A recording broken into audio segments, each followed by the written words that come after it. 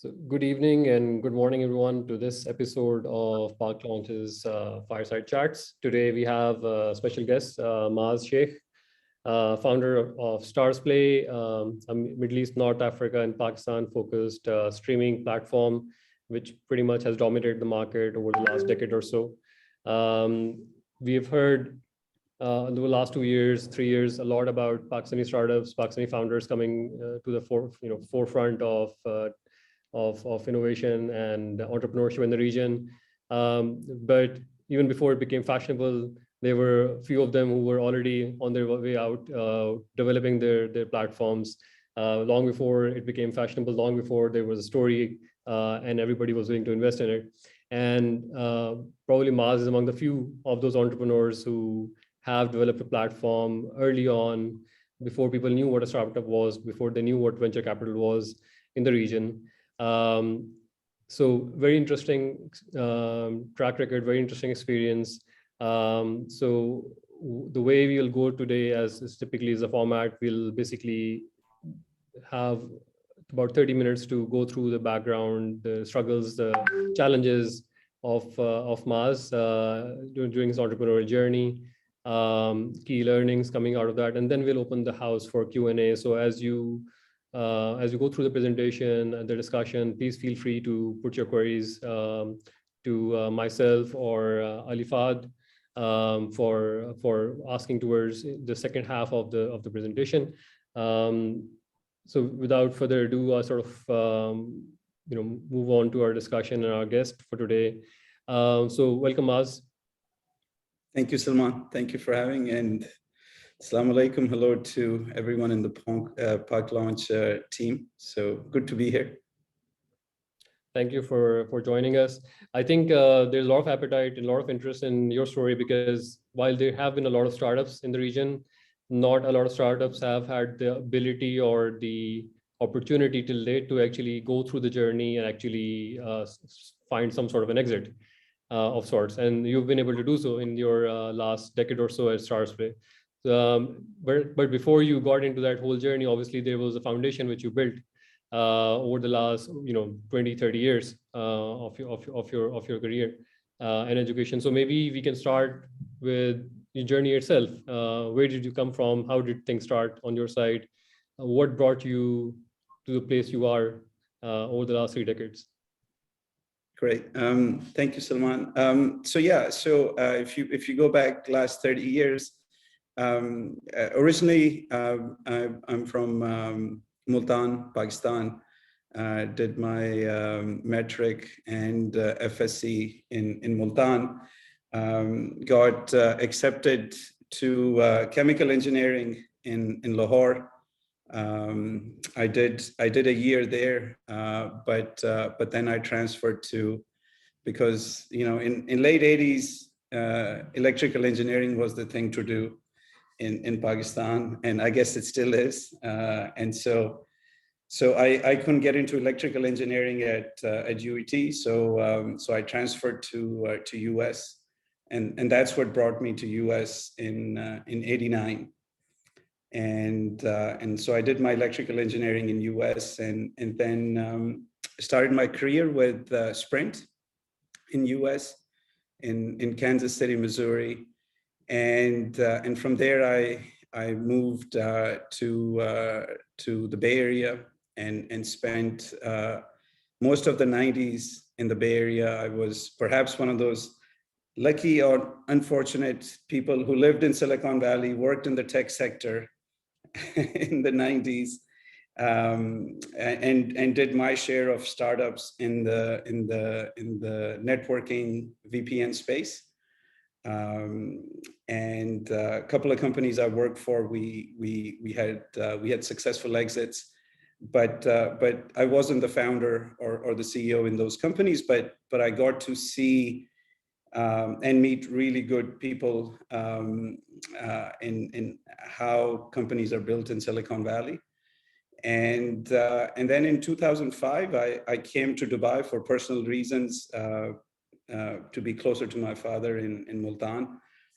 And here in Dubai, I started working for a media company, which was at that time Showtime Arabia. They were the pay television broadcaster, the dominant broadcaster in the Middle East and North Africa region at that time. And then over time, this company became now what is OSN. I was there almost 8 years, and then when I was the COO there, and that's when I decided that perhaps it's time to leave the big company and give one more try to a startup once again in my life. But this time, I was 45 years old and trying to do a startup. And so in 2014 is when we set up this company, which is now Starzplay. And now it's been 9 years building this business. And so we're if I could pause you here. So you have, you had your share early on of startups in the Bay Area. You moved to the region. You got a nice cushy job. You're a senior guy in this nice pan-regional entertainment platform. Why leave? I mean, what was driving your decision to actually test the waters, especially at a time when most people actually would not even know what a startup was? What made you join that, make that plunge? So this is where I think perhaps my journey and my decision making is slightly different from a typical founder or a typical entrepreneur who I don't think there was one specific reason that made me do that. I think it was a combination of lots of reasons, but I think ultimately it boiled down to I felt like I was running out of time. Even though the responsibilities were building with older kids, and more commitments and more responsibilities, but I think I also felt like I was running out of time. And in 50s, it would be hard to do a startup from scratch. So it was, I felt like I had to do it at that point in time. I think the second thing was I'd worked in a big company long enough, and I had been passed for a CEO job for a few times. So it felt like, if I want to do that, if I want to get to that point, I have to do this on my own rather than someone sort of anointing me or giving it to me. So yeah, there were a combination of things, including some insecurities and a chip on the shoulder. And I think for me, the third thing was perhaps, doing it for my family and doing it for my kids. Interesting. So you basically leave this job, and you're now setting up this this platform, and this is basically 2010s, right? Pretty much. So what kind of challenges did you come across? Did everything work as you planned, or life threw you lots of surprises? Yeah, look, definitely. I would say most things didn't go as planned, especially in the beginning. Hardly anything goes according to plan. And but I was always fortunate in lots of ways with the right timing and meeting the right people. So one of my colleagues who started this journey with me, we would get together every day and come up with these ideas of what we wanted to do. And then each day we would debate that idea and then shoot it down ourselves on why that idea didn't make sense. And ultimately we gravitated towards a space and an industry that we had been in and that we were familiar with. And then that's how the idea of Starzplay was created. But our original idea was actually slightly different. We were actually looking to build a hardware platform. But as we started this journey of fundraising, we realized that investors believed that the value, especially at that time, Netflix was just beginning to take off. So investors thought that there was a lot more value to be created in a direct-to-consumer business. So as we started to start our fundraising efforts, we realized that perhaps listen to the investors, adjust our pitch, adjust our idea according to what the investors are looking for. So the business plan and the idea definitely evolved in the first, I would say, 6 to 9 months of us getting started.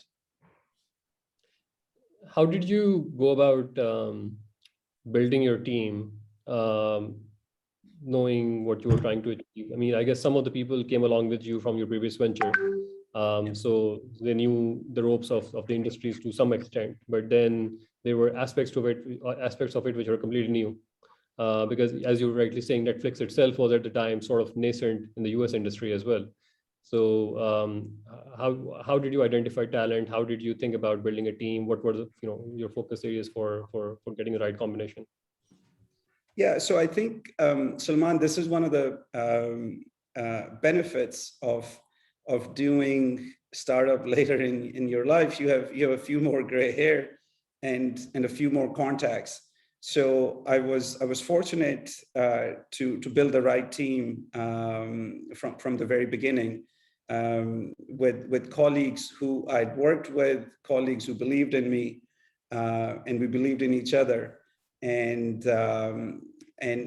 because of the capital we were looking for, so we got started with some early seed investment and friends and family capital, but our Series A Salman was $40 million, because it's a capital intensive business, because you are licensing content, you're producing content. The tech side is quite light in terms of investment. It's really the content that's expensive. So we weren't quite a fit for a private equity firm because we didn't have a business, and the amount of capital we were looking for was too big for a typical VC, and especially for a VC out of US to invest halfway around the world in Dubai and in the UAE. So we knew that the way we would have to scale this business is it would have to be done on the heels of having the right management team, not just 1 or 2 people, but having the right people and the right management team. But also, we started to focus our investment and fundraising efforts, first finding a strategic from the industry who would back our idea. So the combination of the right people between the management as well as focusing on a strategic investor is what sort of helped us close that our first institutional round. When you were trying to fine tune your idea itself, I mean, what kind of criteria were you thinking about? How did you come up with the focus, the core idea itself? Right. So I think the first thing was we had been in the space in the Middle East, and what we'd seen was that Hollywood content in this part of the world works, and there's a willingness to pay that's associated with it. It's not just about consumption, it's also about willingness to pay. And we'd seen that model work. So what our vision was to build a service for the MENA region with premium Hollywood content, but make it affordable. So just like you saw Netflix challenge the price point in US of your typical cable companies and satellite-based TV packages, where they were priced at $60-$70 and Netflix started at $7. And so we took a similar approach. The typical pay television package was priced in the Middle East at that time at $60-$70. So really what we tried to do is democratize, lower that price point and make it available to the masses, but still keep the product premium. And so our vision was to really bring Hollywood entertainment, but make it affordable for the masses. And but at the same time, the challenge was, how do you get people to pay online? Because this was still very much a cash economy at that time. So signing up customers is one thing, but how do you get them to pay online? That was our next big challenge. How did you overcome that challenge in this market? Because I guess in the early 2000, the credit card penetration was somewhat low at the time, and still a lot of the cash flows were on cash on delivery. So, what was your route to overcome this? So when we first got started, Salman, where we'd invested tons of money in content, built this great platform. We were supposed to be doing, signing up 1,000 subscribers a day. That was our target when we first launched our service. And we'd come in every day and look at the numbers. We were signing up, 30 or 40 subscribers a day, not hundreds, but 20 or 30 subscribers a day. And so, and that was very, very disheartening, having put all that effort and a major investment. And so what we realized that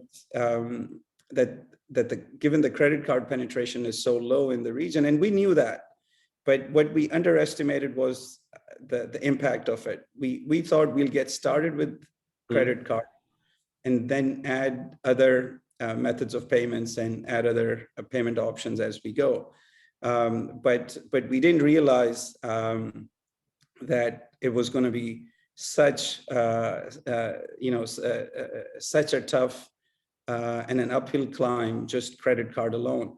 So what we had to do was almost pivot, and first we paused, and then we pivoted our business, and we started using mobile payments with mobile phones as a payment option. And so the first telecom operator that we integrated with was Etisalat, which is one of the largest telecom groups in the MENA region, and also obviously with presence in Pakistan. So they were the first ones we integrated with, and immediately we saw an impact on our numbers. We moved from 20, 30 to doing hundreds in a day. And so at least we started to see some light. And then we over time, we continued to build on that strategy. And now we're integrated with over 25 mobile carriers for direct payment and signups. And it wasn't just bill payment, Salman, it was sort of making the whole journey frictionless. The idea of signing up for a service without an email address, just with a mobile phone number, was quite novel at that time. And so whereas Netflix was coming from a very US experience where you had to put in an email address, and for some people in this part of the world, especially back then, email address was private information, was more intrusive. So being able to do everything over mobile phone, payment and sign up, was quite a novel concept, and that helped us a lot scale our business.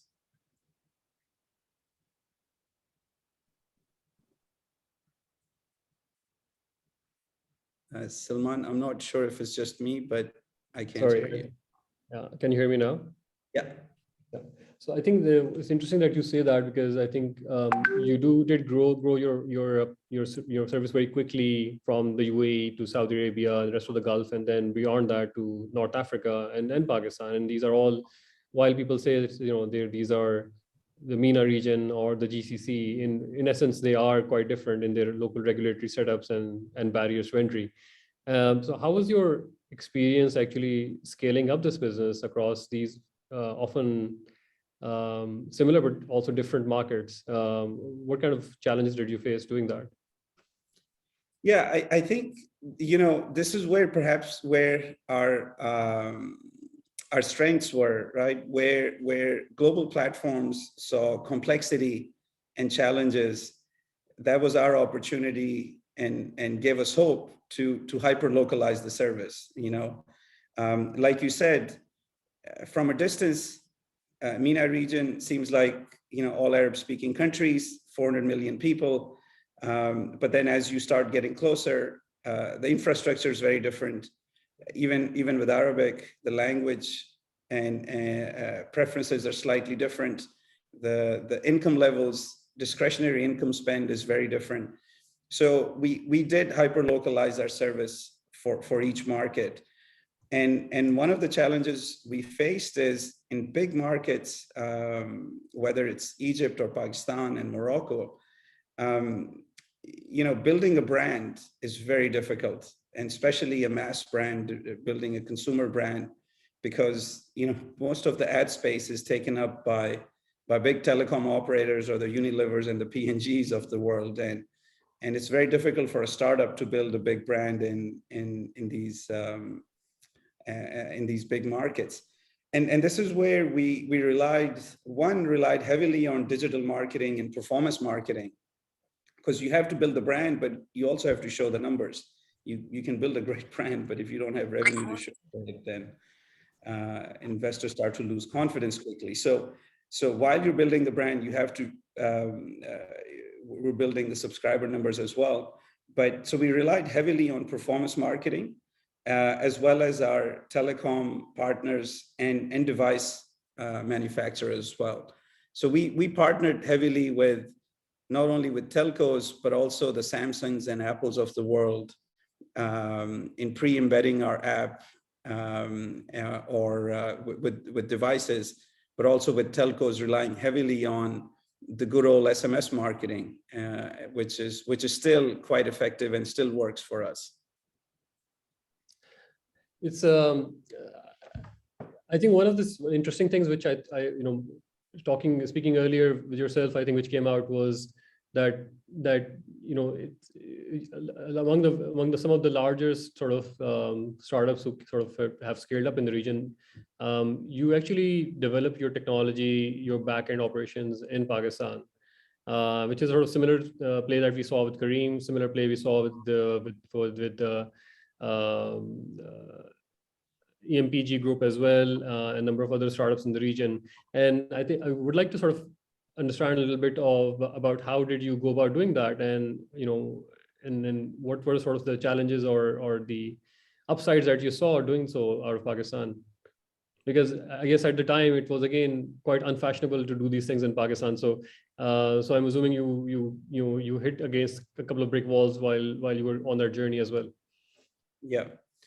Yes, I think one of our challenges is while in UAE and Saudi, the price points and affordability is very similar to US or Western Europe. So you can have a $10 service.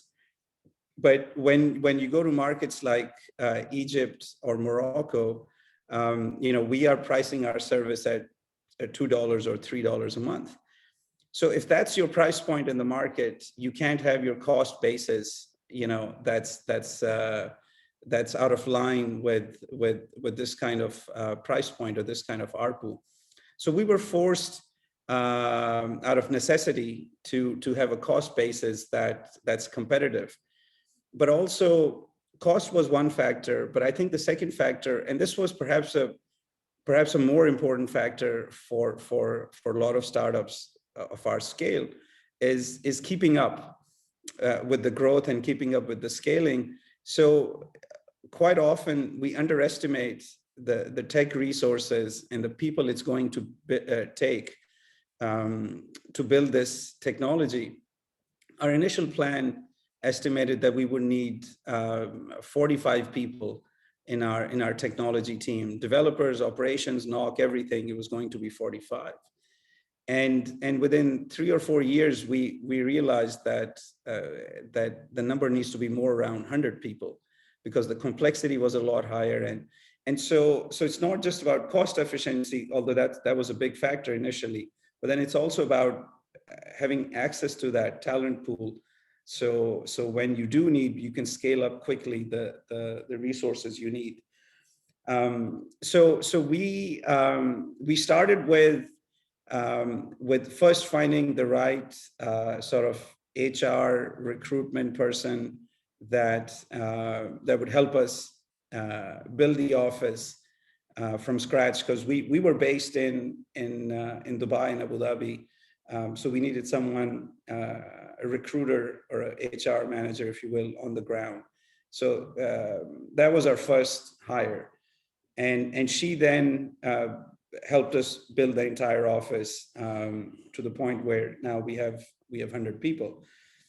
And so initially we started, we didn't do our core development in Pakistan. We started with QA function, and because we're a 24/7 consumer-facing service, we needed a network operations center as well. So our QA function and network operations center was in Pakistan.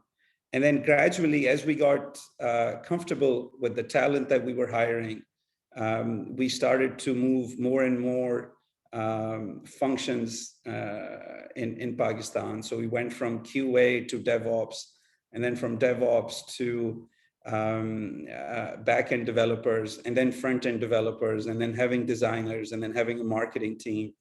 So it started with QA, and then over time, the entire stack is being developed in Pakistan. So it happened gradually I would say, over a period of 4 years, where we went from our first hire to now having over 100 people there. And given this experience of developing this team from scratch in Pakistan, I believe your development office is in Lahore. That's right. What were the sort of the strengths and the weaknesses of the teams that you got in Pakistan? Often you hear, and I don't know whether this is true across the board or not, but some of the tech companies that we've spoken to or startups we've spoken to, they generally say that the core tech talent is very good, but when it comes to design, we are a bit behind the curve. Like, what were your impressions about the talent overall? What were the sort of strengths and what were the weaknesses that you came across? So I think that the biggest challenge is, and this is true whether your dev center is in Pakistan or it's in Bulgaria, right? It's true of any location where you're not all together. I think the biggest challenge remains that of communication, culture, and making teams on all sides feel like they're part of the same vision and same organization. So I think communication and culture on both sides and bringing everyone together still remains the biggest challenge. I think beyond that, what I found challenging initially was perhaps finding the right leader on the ground that could build those bridges between our offices in Dubai, Abu Dhabi, and in Lahore. And eventually we found one. But I think finding that one person who can bring the teams together between Lahore and UAE, I think that was the second challenging part. To your point about backend versus design, I would say the talent pool in Pakistan is so extensive that I'm sure there's plenty of good designers that are out there as well. I think it's a matter of putting time and effort into it and finding those designers, because we also thought, well, maybe we can't find the right front-end app developers. This is 4 years ago, but then we did find a lot of good front-end app developers as well as back-end. So I think that sense of aesthetics and that sense of design and that sort of cultural finesse and art is there in our culture, and it's there in our society. But I think, yes, you do have to find it, but it's there.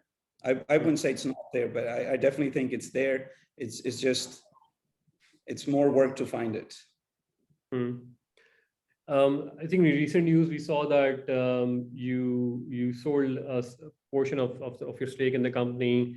I believe at a post-money valuation of about $460 million, and I think it's your ex-partner and now shareholder, Etisalat, which has now been rebranded into a new funkier name, and coming in. So what drew that? What drove that transaction? Overall, I'm assuming part of it is driven by the fact that this is, at the end of the day, as you rightly mentioned, a very capex intensive business, given you need to develop a lot of content or buy a lot of content one way or the other. But what was the rationale behind this, and driving this whole transaction for you? Sure. So Salman, I think, over the years, the business, alhamdulillah, was successful enough where there were a few options ahead, in front of the company, including doing another round and bringing in more financial investors. We also had options of selling the entire company to a global player and a European player from this business. And then the third option was what we ended up doing, which is selling a majority stake to E&, which is formerly known as Etisalat Group, and then an Abu Dhabi-based sovereign fund holding company called ADQ. And the reason we did that is because what we realized is that Starzplay is a strategic asset in the Middle East and Pakistan. And it's strategic for telecom players who are looking to diversify their revenue from telecom into other services. And it's strategic for other media companies in the region. So the long-term value of this asset was far greater for those types of companies from this region. So a European player does not know, what our business is in MENA region and who we are here, or what we've built. People in this part of the world appreciated us a lot more than players in Europe or US. So the valuations could have been higher there. But in terms of long-term value, we thought we could unlock more shareholder value with local strategic groups, because our business is here, our product is here. And then also we felt that there's a lot more upside to come. And so we did not want to sell the entire business. But at the same time, we knew that we need strategic investment, we need strategic partners to help us grow the business. So we found that right balance of strategic investment, but not selling the whole thing. No, I think we're sort of open the floor, and we have a lot of questions coming in. So I'll start shooting those at you. So question, content. I mean, we see obviously the likes of Netflix and Amazon producing a lot of content now, which is localized, and especially for coming out of India, because that's one of the bigger markets that they have. We haven't seen that much content being developed for the Pakistani audience so far. Is that something you think Starzplay, or you envision Starzplay doing for Pakistan next couple of years? Is that something on the cards? So Salman, we have produced content in Pakistan. One of our shows did really well, called Karachi Division. It was on Starzplay. We have produced locally in Pakistan. And we've done so in the Middle East as well. Our original content, the Arabic original content, and our brand is far established in the MENA region than it is in Pakistan. So that's why you've never heard of our original content in Pakistan, because it hasn't traveled or been as successful as our business in MENA, and we're trying to change that. But yes, we are producing content in Pakistan. We are doing original productions in Arabic as well in the MENA region as well. And that as studios like Disney and Warner through HBO Max start launching their own services, going into original content and sports are the two areas of growth for us. So for example, in the Middle East and Africa, not in Pakistan, but in the Middle East, we have the rights to cricket, all the PSL, the Cricket World Cup, T20, last T20, the T20 that's coming up, One Day World Cup. So we have all those exclusive rights. So going into original content and sports is our focus to scale the business. In this line of business, I mean, how do you actually ensure customer loyalty? Because I guess people very often will just easily switch from one platform to another platform, depending on which favorite show is coming on which platform. So are you like continuously in this business model on a treadmill where, you know, you keep on injecting more and more cash to just keep up with your competitors, or is there a sort of you know, light at the end of the tunnel? Is there a point where you become, you know, you can relax a little bit in this business, or it's a business which is you know, it's always going to be very, very competitive? Yeah, I don't think it's a business where one can relax. I think it is a very competitive business, and like you said, Salman, there is a consumer behavior, and this is one of the beauties of this business model. That's why one can scale it quickly, because people our customers and our fans do feel that they have this flexibility. They sign up to our service these days. You know, people who want to watch Hollywood content, they're watching billions on our service. So it's a show they love. So as soon as the season is over, they might, you know, they might churn, or they might stay on for another month or two. So that's a normal part of the business. We, of course, we do things like, you know, customer lifecycle management. We are trying to retain them. We're trying to engage with them. So of our current base, on average, each customer is staying with us just a little over a year. So we have just over a year of lifetime value with the customer, which is, you know, compared to Netflix in US, it's far lower. But for growth markets like ours, it's that's pretty average. We're in line with the industry averages. But yeah, that's the challenging part, is how do you keep customers on? What we try to do is, for every show that's current, we also like to have an evergreen show. So for example, shows like The Office or The Big Bang Theory, you know, these types of shows sort of transcend generations. So I watch The Office, but my kids who are teenagers also love watching The Office, right? So for every current show, we also try to keep sort of an evergreen all-time classic that people watch, that keeps them engaged on an ongoing basis. So I guess in a way, it's in the fashion parlays, it will be something like a blue suit. You'll always need a blue suit, right? Right. And then there's the funkier stuff which comes in every season, and that, you know, goes out every season as well. So yes, so Big Bang Theory, The Office, even Frasier is very popular. I'm talking about Hollywood shows, but of course we do the same for Arabic content. We carry Turkish content as well, and anime has been extremely successful for us in this part of the world as well. So we're considered as home of anime content as well. So yeah, we try to keep diversity in our content, so to keep customers engaged. How do you see this whole thing evolving? Because I mean, with all the emphasis now on metaverse and so on and so forth and whatnot coming in, do you see this business itself evolving over time into something, you know, in some of these new areas of streams, or do you feel that the fundamental model itself is not going to evolve in the near future?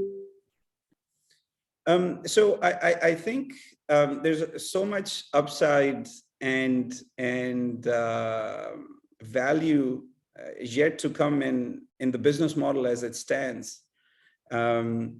So that's one thing, you know. So the MENA region has less than 10% penetration of streaming service. Pakistan is less than 3%. You compare that to Europe or US. US is over 75% of the homes have a streaming service. So as a basic and a core product of streaming service, there's a lot more upside and growth to come.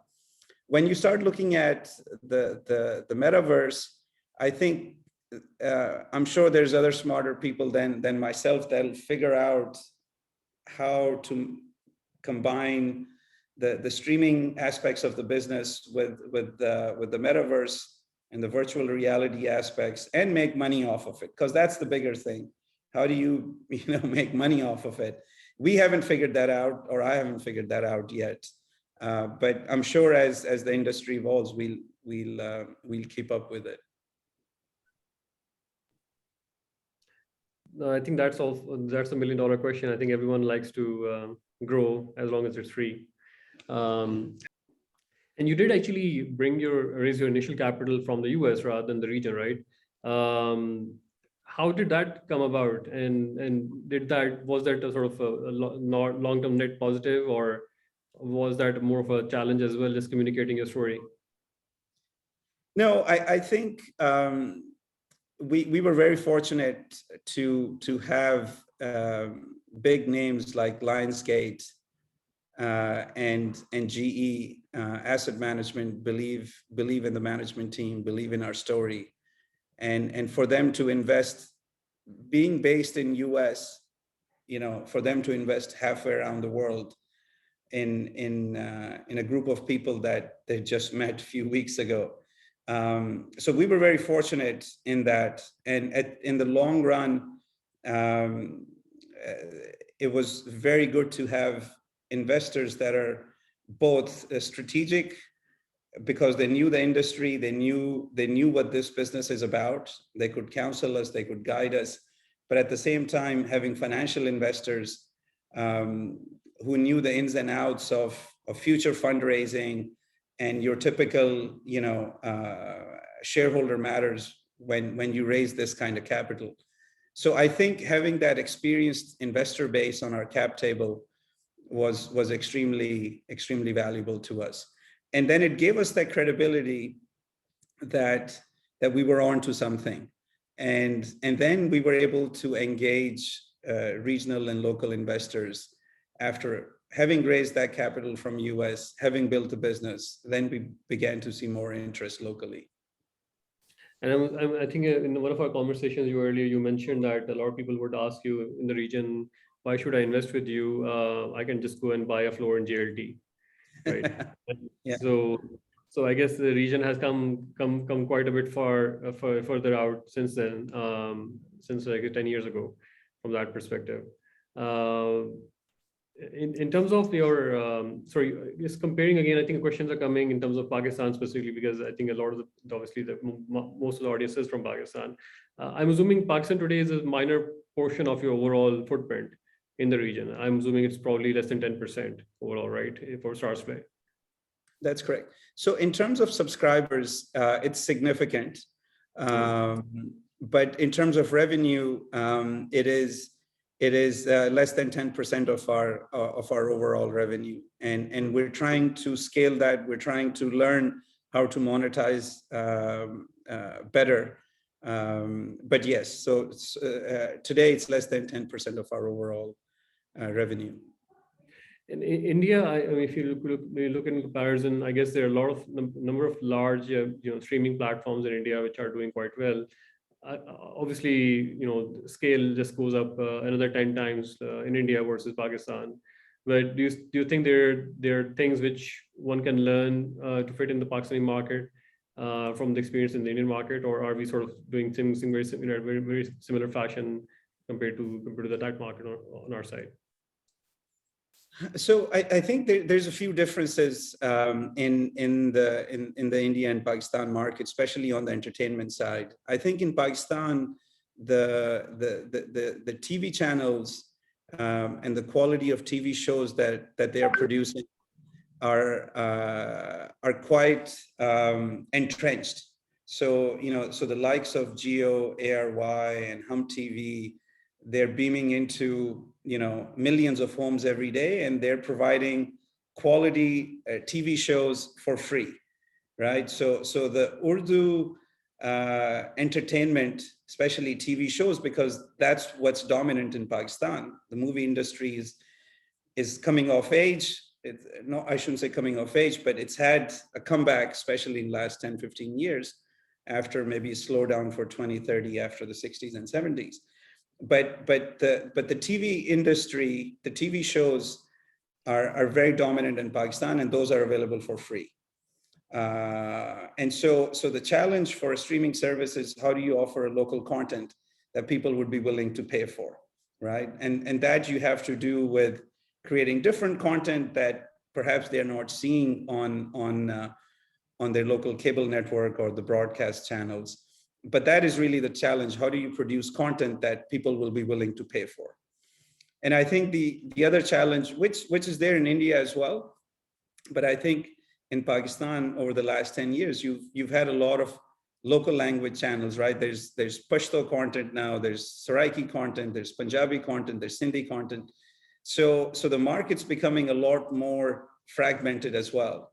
So do you go into those languages, or do you still try to create Urdu language content that's premium and willingness to pay is there, and that works for throughout the country? So that's another challenge that I think we're still dealing with. I guess in a way, I'm assuming this is somewhat similar to the challenge Angami would, for example, have in the Middle East, right? And Angami, I think, again, at least is a great success story from the region, but it sort of capitalized on actually capturing that content in the local language, in the local with the local idiosyncrasies in a sense. But I guess what you're saying is that in a country like Pakistan, you have multiple streams of that different linguistic groups, different accents on top, which is another layer in a market which itself, the buying power is somewhat limited. So the question is, do you actually go to a freemium model instead, and maybe that works better in this market? Because effectively the biggest viewership is on YouTube, where everything is pretty much free anyway. Have you thought about that on your side? Yes, we definitely think about it, and think about it every day. I'm not sure there's a straightforward answer there, because I see the question popping up again. Because I think that the challenge there is, like you said, Salman, we'd be competing with YouTube, right? So you need that kind of volume of views and scale, and then you need the right contextual ad tech to be able to monetize through advertising. So monetizing through, at the end, one way or another, you have to monetize. And whether you do it through subscription or through ads, on ads, yes, you are competing with YouTube. Here we're competing with Netflix. So, but yes, we are always looking at that. And it's a very valid question, and something we explore, but I'm not sure I have an answer there yet. So moving away from, I think, specific business questions, I think what advice you would give to a budding entrepreneur starting out from Pakistan or in the region today? I mean, anything they should think about avoiding, any things which are critical they should think about while going into this journey?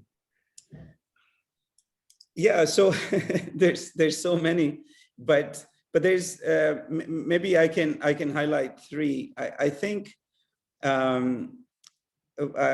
perhaps the first one is that, when you start out this journey, one should figure out what that deeper purpose is, right? And because the journey is hard, and when things are difficult, and when you're down, the only thing perhaps that's going to hold you up and help you get up every morning is that deeper purpose.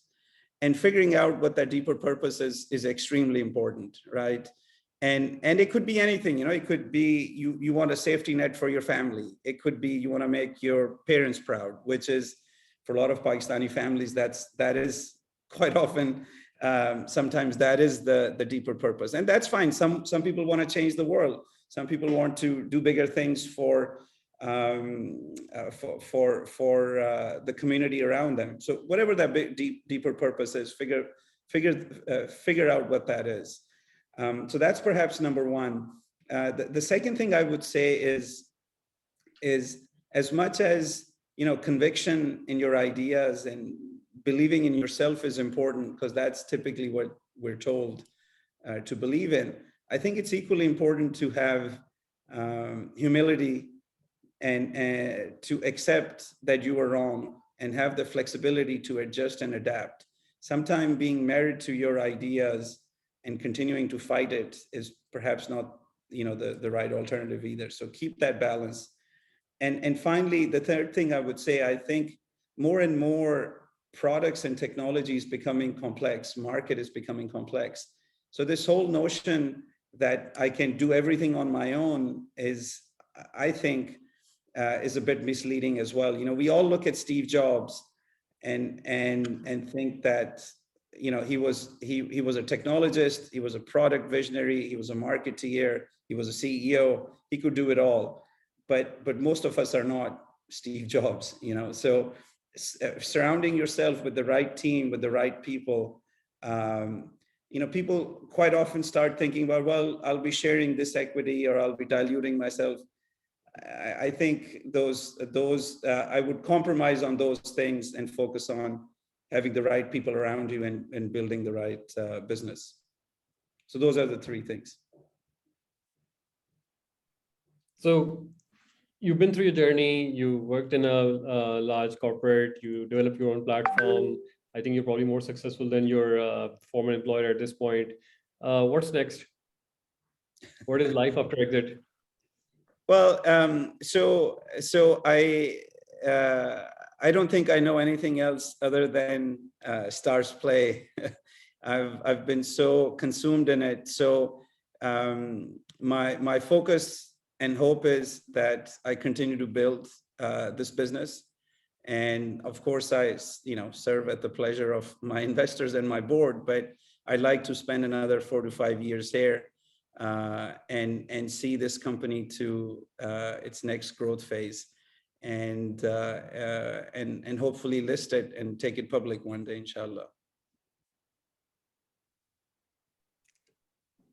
Best of luck with your ambitions. I think it's a great success story. I think, and I think one of the few stories where people have actually achieved exits of some sort in the region. And I think apart from Kareem, probably one of the biggest ones for Pakistani entrepreneurs in the region. So more power to you, Maaz, and great to have you here. Thank you very much for your time. I think it was a wonderful talk.